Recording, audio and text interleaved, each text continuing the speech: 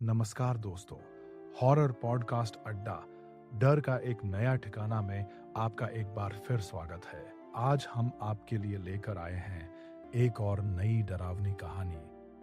आर्यन की जिंदगी अपराध बोध के पिंजरे में कैद थी।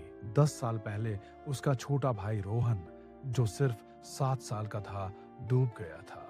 आर्यन तब 12 साल का उसे देखने के लिए वहीं था। वह याद एक धुंधला सा आतंक था, एक पानी का छींटा और रोहन का छोटा सा हाथ फिसल कर दूर चला गया। उस छवि, उस कुचल देने वाले भार के साथ वह हर दिन जी रहा था। वह इस सुनसान अपार्टमेंट में आ गया था, अपने परिवार से बहुत दूर, इस उम्मीद में कि वो इल्जाम भरी नजरों, खामोश फैसलों, लेकिन सबसे बढ़कर अपने ही दिमाग से बच निकलेगा। हालांकि यहाँ की खामोशी ने उसके ज़मीर की फुसफुसाहटों को और बढ़ा दिया था। शुरुआत में ये सब छोटी छोटी बातें थी।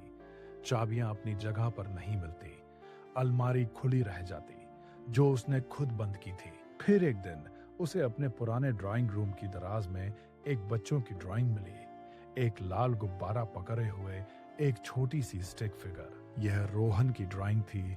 उसने पहचान लिया, लेकिन उसे याद नहीं था कि यह यहाँ कैसे आई।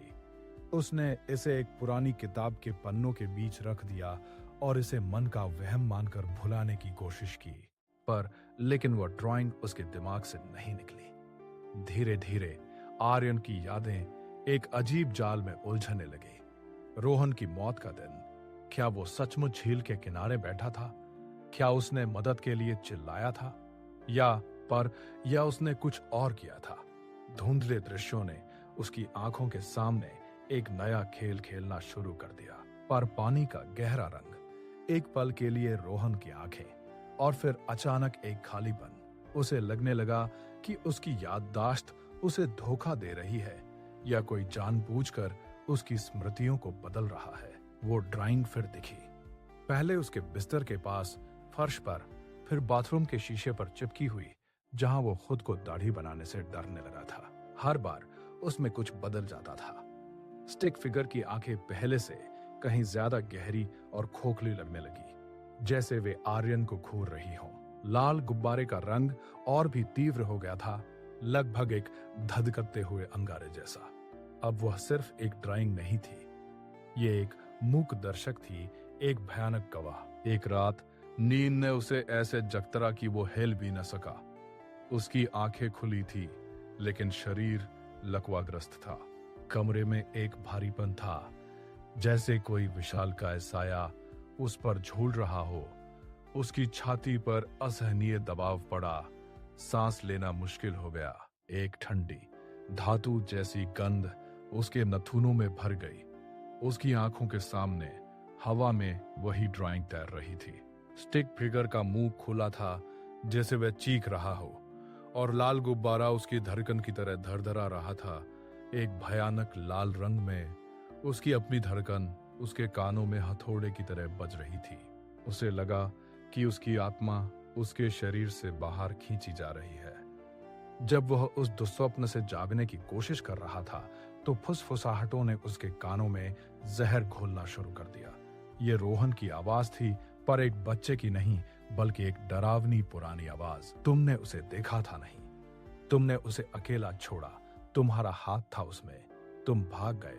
कायर आर्यन ने अपने कानों को बंद करने की कोशिश की, लेकिन आवाजें उसके दिमाग के अंदर थी। वे हर कोने से आ रही थी, उसे घेर रही थी, उसके अपराध बोध को खरोंच रही थी। अगले कुछ दिन वास्तविकता और भ्रम के बीच की रेखा पूरी तरह से मिट गई। उसे हर कोने में रोहन का छोटा सा साया दिखता, हमेशा उस लाल गुब्बारे वाली ड्राइंग के साथ। ड्राइंग अब दीवारों पर, किताबों के पन्नों पर, यहाँ तक कि उसकी अपनी हथेली पर भी उभर आती थी। यह एक साधारण चित्र नहीं था, ये घटना का एक भयानक बदलता हुआ विवरण था।